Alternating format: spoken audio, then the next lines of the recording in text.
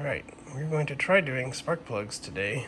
I've actually partially done them before. I've actually had the left side out, and at least for some of them, and then decided to put them back in. But I think I've decided I'd like to do the full set. So to do that, the fun part is this stop. But yeah, so the fun part is this coolant tank that sits right over, because the engine is kind of offset to the left for the front drive shaft, but the coolant kind of expansion tank sits right there. So you have to basically loosen that bolt and then potentially remove the bracket. I've heard maybe you don't have to remove the bracket. That's what I'm hoping. We're going to try.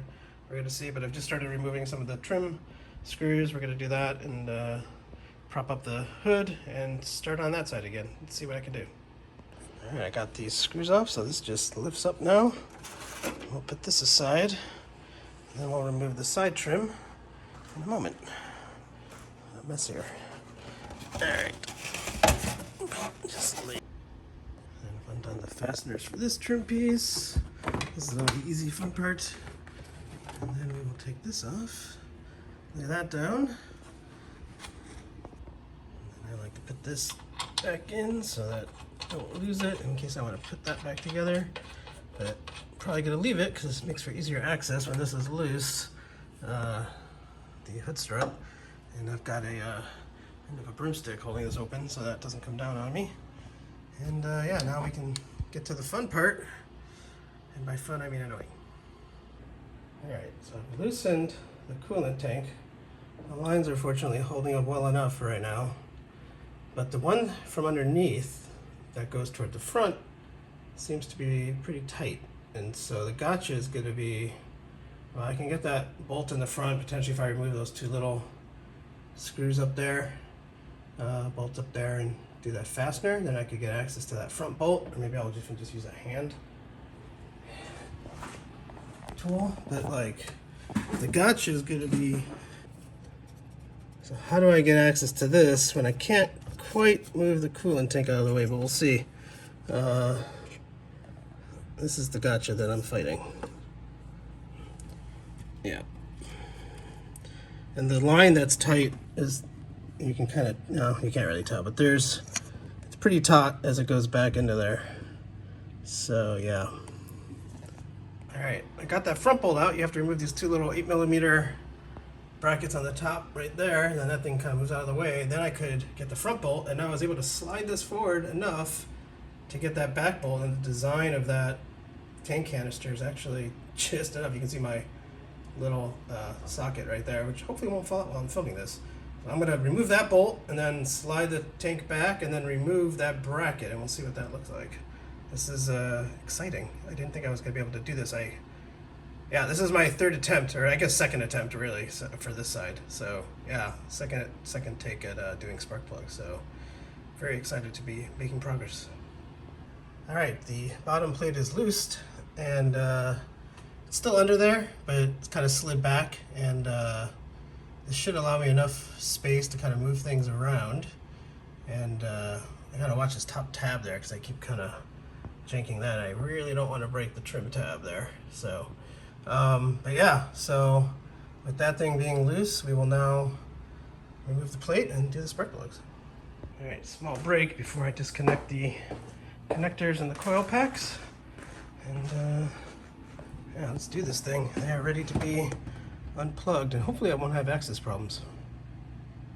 The old plugs are out, and they don't actually look that bad, to say it, but whatever. We'll put the new ones in, and yeah, these are gapped now, and I got the coil packs with some dielectric grease for the video, and yeah, I'm just gonna drop them back in. That last connector on the inside was a pain to get out, just to get enough space to just pull it, but it wasn't too bad. So I guess, I don't know. Time to drop these in. Let's do this thing. All right, I've got the new spark plugs in, and coil packs are pushed in fairly far. I think I've done a good job. I think they're in all the way. Connectors are on but not clicked, so I will click those in, get all this buttoned up, and do the other side in a little bit. Main thing is getting this coolant reservoir back into position. Okay. All right, this side is down.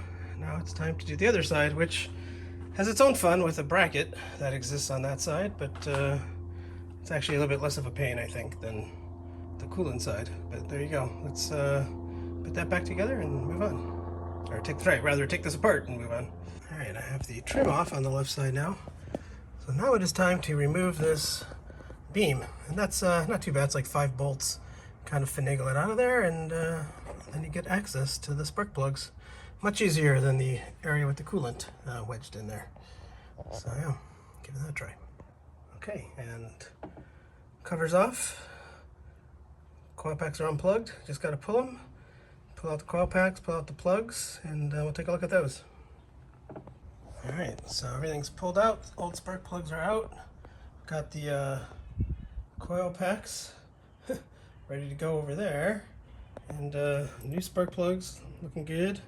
Ready to drop those. And the old ones, actually, if I come over here, they actually don't look terrible. They're kind of okay. So, but you know, since I did the job, might as well put the new ones in. So there we go, new ones. Let's continue on.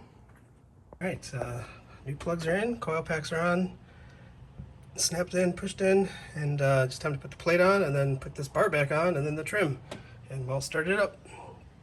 Let's see how this goes. By the way, one other little cheaty suggestion I've done over time is use old medicine bottles, because they're secure, nothing will come out of them, and you can organize. So like these were the main trim piece, and this is the left side trim piece, and then these are the bolts that I need to put that bracket back in. So you can kind of keep things organized and ordered, and even if this goes flying, they're not going to go all over the place, and you're not going to lose a bunch of bolts or screws. So little trick. All right, I kind of can't believe it, but I'm done. So we're gonna start this up, see how this sounds. I checked it with the right side earlier, so I know it's okay. So should be fine.